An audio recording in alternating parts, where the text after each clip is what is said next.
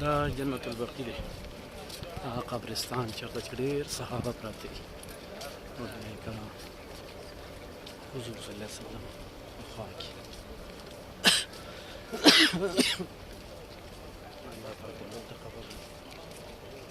الله پاک دلته قبر نصیب کړي یا الله دې قبرستان کې مو قبر نصیب کړي دا زمونږ اخیرنۍ رنګه ده نو دن پورې دلته کې مړ وي بیا سر دوباره بل ښخوي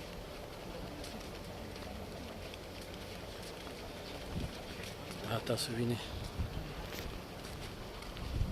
اوس قبرستان ته خلک روان دي اوس خدای هم دې دلته کې مړی نصیب کړي چې دلته کې ښخ شو دلته کې ښخ شو ګرانو کتونکو دا بعضې قبرونه پکې دیوال تو کړي تاسو ګورئ که نه دیوال یې تو کړي وي دننه پکې چې کوم یو قبر وي بیخي خاص خلک وي خاص پکې مزه مزه خورې اصل موږ په قبرونو باندې څونه خرچې کوو اسلام او مسلماني چې دلته عمرې له راځو دلته کې جنت البقیع ده دغه وکړو په هغه یو قبر چې څومره خرچه کېږي که نه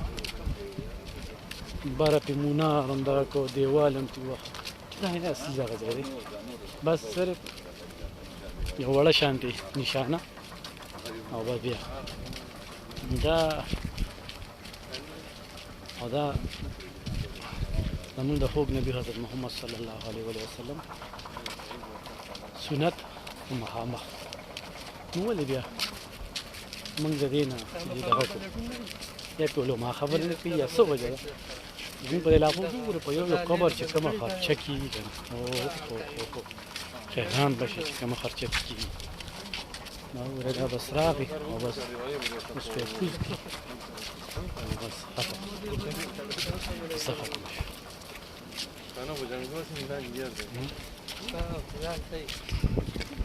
یاره ما ته یو چا ویلي و جنت البقیع خوره راوړه اوس پته نه لګي څه ده په هغه بهر ښه ځان سره به دا دې ځای نه لږه خور راوړم جنت البقیع دی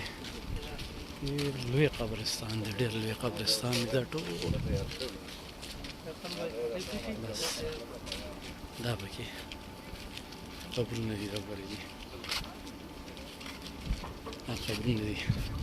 الحمدلله په ریاض الجنه کې نپل وکړل حضور پاک صلی الله علیه وسلم ته او زم سلام واچوه د ملګرو سلامونه نو بیا پکې جنت البقیع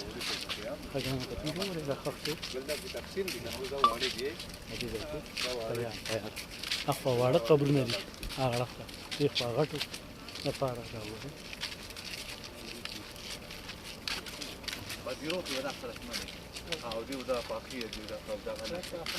دا تاسو وینئ ستاسو د وړاندې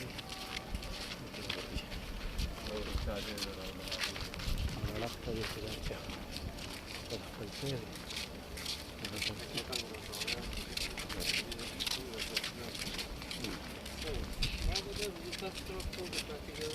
دا دوه جنازې دي مړی ورباندې واچي تیار الله پاک دې دلته قبر نصیب کړي